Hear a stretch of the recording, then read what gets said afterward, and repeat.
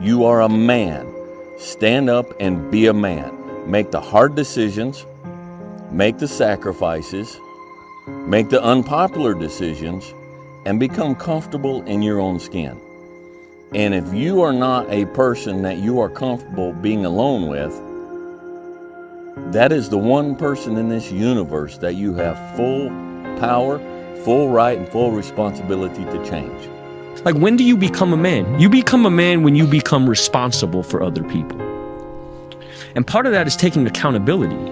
I grew up in a culture that told me going to war made you a man. Going to prison and coming back makes you a man. Making $1 million makes you a man, you know, and it doesn't. Who teaches you to be a man? We all have these ladders of battles, roads we have to walk in our given lives. Be you famous or whoever's out there listening. We all have our individual challenges.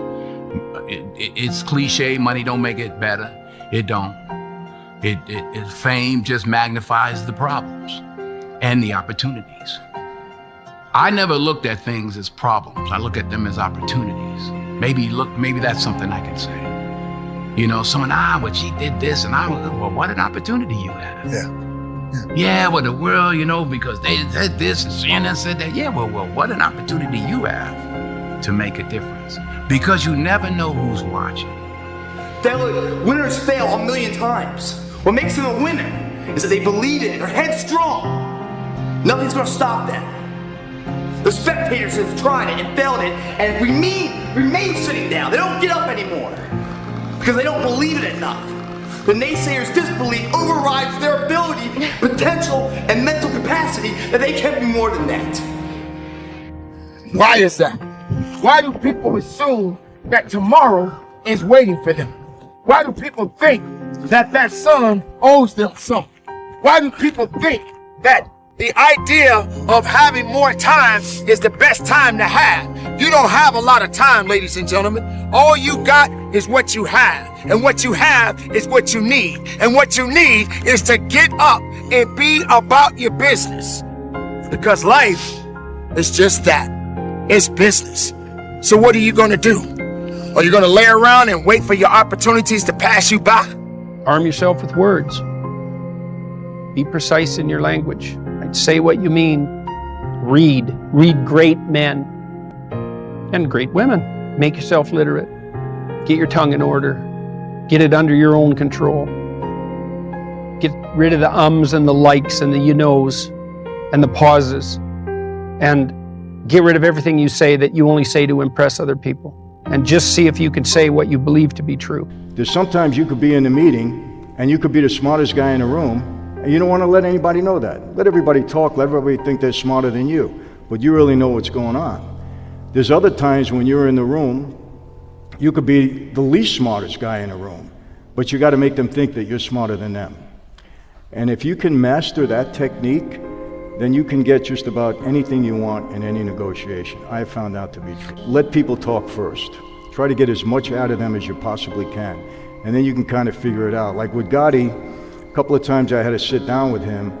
I knew that he could never believe that I was winning. So in the midst of the argument, I had to figure out what he really wanted and how I can get what I want, letting him think that he got what he wanted. It's all about how you carry yourself. In the warrior arsenal, we have different tools. We have physical tools like talent, mobility, strength, coordination, techniques, leverage, angles, timing. But if you're talking about mind, we have different tools: visualization, emotional control. In the spiritual side, we have hope, we have faith, we have patience. Those elements, they give you chance of letting the situation cook in a slow burn and see how it goes. Because if you're impatient, if you don't have the hope, if you're not believing in yourself, but if you faith, you're gonna find the light, you're gonna find the hope, you have the hope, you think you're gonna do it. So you become smoother even in the bumpy rides. So I start to feel like my growth was depending on this growth, not only physical, not only mental, but also spiritual. I think one of the things that people struggle with is actually being very real with themselves. The difference between the difference between understanding who you are versus who you wish you were. And I think that's something that I'm always very fascinated by when I have a meeting like this. Like, what kind of read do you have on yourself? And how, I think I would struggle a lot if I didn't really genuinely know who I was. And then once you know who you are, you get more comfortable with what you're up to. Are you gonna let success sit around and wait for you?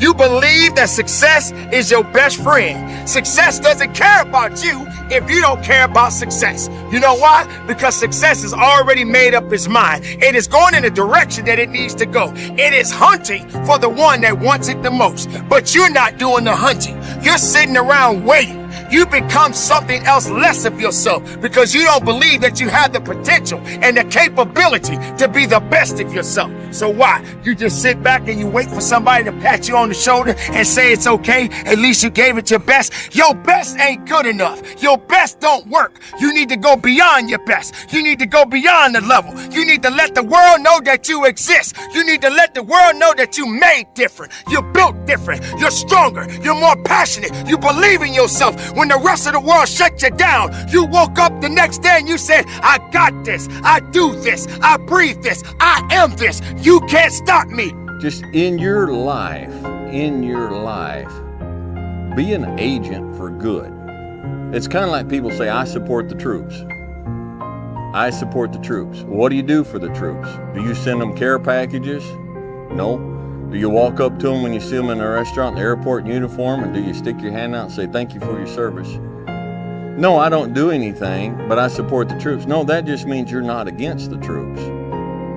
And going through life, become a good man or woman. Second,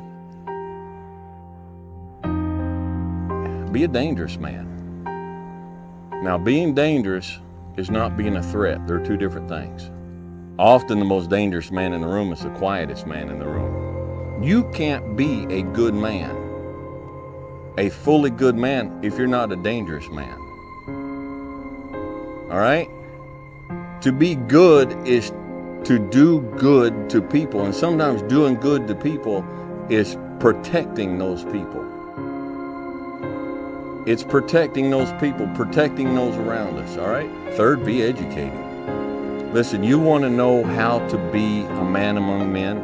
You start following and reading and listening to guys like Jocko Willett, Jordan Peterson, these guys, and start learning. And start reading. And just, the brain is a muscle, and like any muscle, the more you work it, the stronger it becomes. And lastly, be wise. Now, wisdom, it's a lifetime of study, wisdom is.